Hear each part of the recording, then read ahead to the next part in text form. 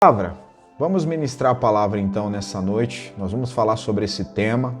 Eu acredito que é um tema que tem despertado muita dúvida nas pessoas, tá? E nós vamos falar disso hoje. Vamos falar a respeito. Eu coloquei um tema bem chamativo, né? Campanha de libertação. Isso atrai bastante pessoa. Você vê que o pessoal entra e sai aqui toda hora, porque é bastante. Pega papel e caneta aí, vamos falar a respeito um pouquinho sobre isso. Por que a gente precisa falar disso quando a gente fala de contaminação? Porque talvez existam muitas pessoas agora que estão me ouvindo na expectativa de que estão fazendo orações para que Deus anule algumas coisas que, na verdade, essas coisas precisam ser renunciadas. Preste atenção numa coisa. Deus, ele nos fortalece? Fortalece. Precisamos orar para sermos libertos? Precisamos. Mas nós precisamos ter a consciência de uma responsabilidade individual. Porque senão você corre o risco, eu e você corremos o risco de passar uma vida inteira aprisionado dentro de um pecado e não sair de dentro dessa cela, porque a gente está na expectativa de que Deus vai virar uma chave em nós. E a Bíblia não fala exatamente nesse aspecto. Não é dessa forma que a Bíblia me ensina sobre libertação. Olha só o que diz João capítulo 8, versículo 32. E conhecereis a verdade, e a verdade vos libertará. Jesus, quando ele está tratando desse texto, dessa palavra, ele está apontando ele como a verdade. O texto vai falar a respeito da palavra conhecer. Agora, essa palavra conhecer não é um conhecimento intelectual. Não é um conhecer apenas para dar sentido à vida. Não é conhecimento científico, não é um conhecimento investigativo apenas. Não é um conhecimento filosófico. Não é algo para que você reflita sobre a vida. Quando Jesus fala essa palavra conhecer, na verdade esse termo no grego ele também é usado em Lucas capítulo 1, versículo 34, quando Maria fala para o anjo Gabriel que ainda não conheceu homem nenhum e por isso não poderia dar à luz a Jesus. Então a mesma palavra que é usada em Lucas 1,34 é usada em João 8,32. Logo nós entendemos que essa palavra conhecer, ela está além de algo intelectual. Ela aponta para uma relação íntima. Ela aponta para uma relação íntima que produzirá um fruto. É praticamente como se fosse no conceito de um ato sexual. Tá? É essa ideia de intimidade que você tem que ter em relação a esse conhecimento. Se você não se relacionar com essa verdade, com essa palavra, com esse Cristo, de forma profunda, você jamais será liberto. Jamais será liberta. E eu preciso dizer uma outra coisa aqui. A gente tem um conceito e uma preocupação apenas com os pecados que são públicos, né? Mas o Evangelho está precisando de pessoas que sejam libertas dos pecados ocultos. Os pecados públicos nos transtornam, nos deixam preocupados. E os pecados ocultos a gente vai levando, vai empurrando, vai procrastinando, usando a graça de mau jeito, de uma maneira errada. Mas Jesus quer que a gente seja liberto. E essa libertação ela vai vir a partir desse relacionamento profundo com a palavra, com Cristo, com o corpo de Cristo, com a liturgia, com os rituais. É todo o contexto. Quando você entende isso, você começa a dar um passo mais efetivo em direção à libertação. Tá? Talvez nesse momento surjam algumas perguntas na tua cabeça, né? Porque a gente relaciona muito libertação com exorcismo, em expulsar demônios.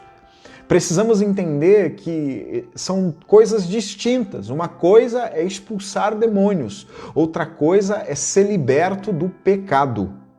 Tá? Quando você ou se você viveu essa experiência de expulsar o demônio de alguém, naquele momento você libertou ela do demônio. Mas existe uma natureza humana que ainda consiste e insiste em pecar. Então a gente não pode confundir a libertação com expulsar demônio. Por que eu estou falando isso? Porque às vezes as pessoas entram em campanhas de libertação e passam a vida inteira dentro dessas campanhas e elas não são libertas. E no final, no momento da frustração, e estou falando com efeito de causa, porque eu conheço gente assim, no final, no momento da frustração, elas vão culpar Deus. Existe um monte de ateus por aí que não acreditam em Deus porque as pessoas prometeram coisas que Deus não prometeu, que a Bíblia não prometeu. Por isso, a minha função hoje é abrir os teus olhos.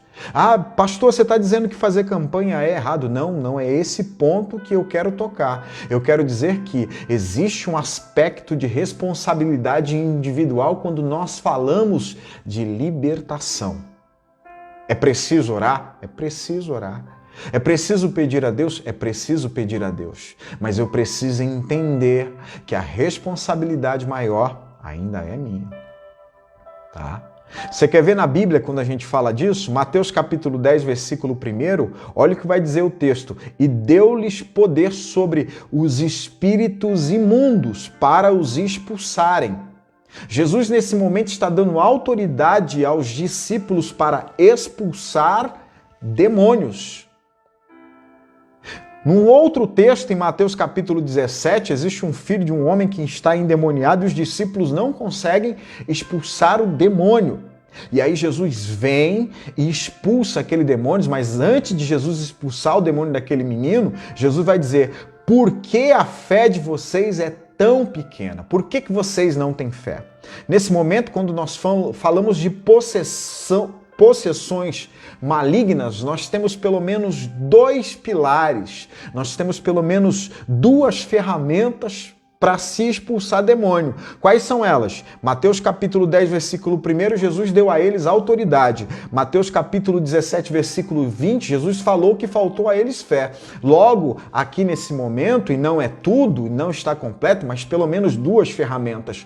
Você precisa ter autoridade, você precisa ter fé para expulsar demônios.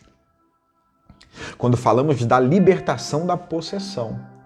Essa autoridade, ela é dada por Jesus a partir do quê? Do estilo de vida que você tem.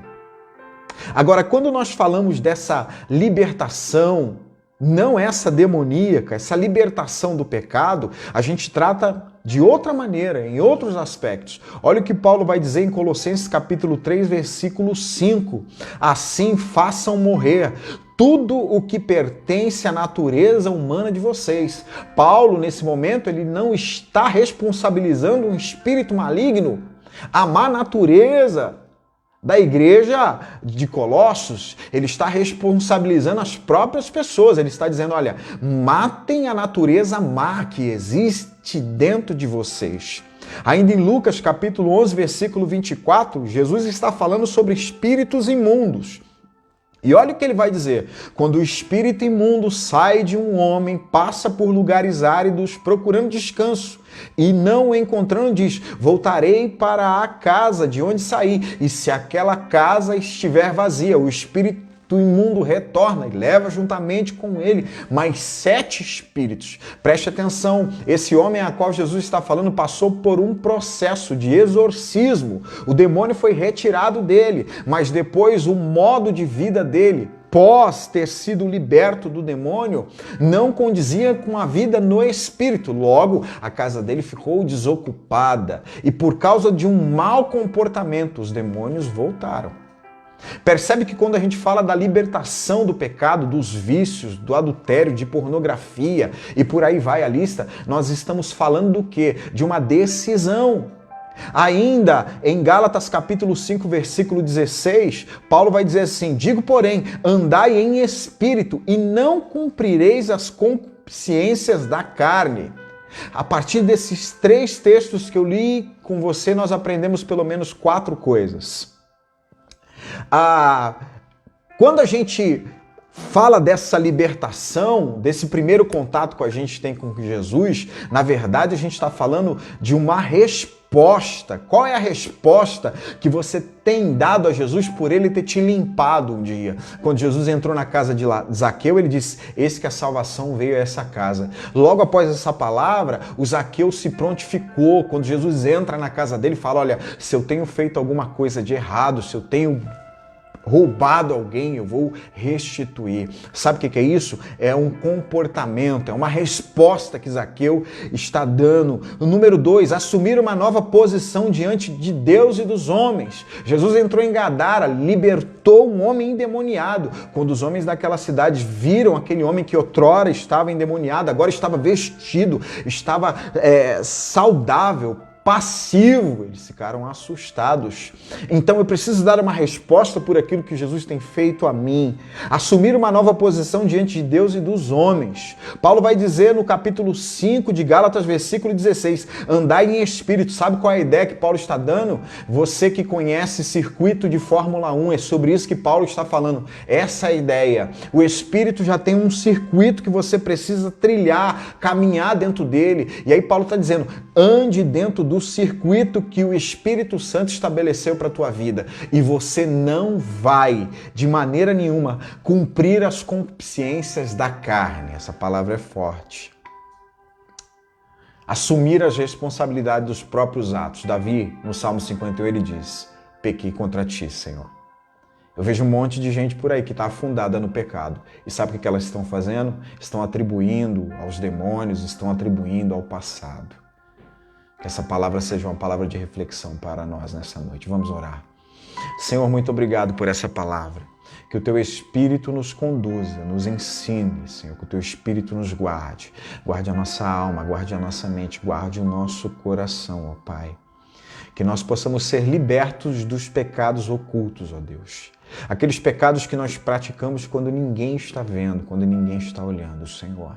Que o Teu Espírito nos convença da justiça, que Ele nos convença do pecado, que Ele nos convença do juízo, Pai. Em nome de Jesus, eu abençoo a cada lar, a cada família nessa noite, a cada vida. Eu abençoo aqueles que estão sem paz no coração, estão angustiados.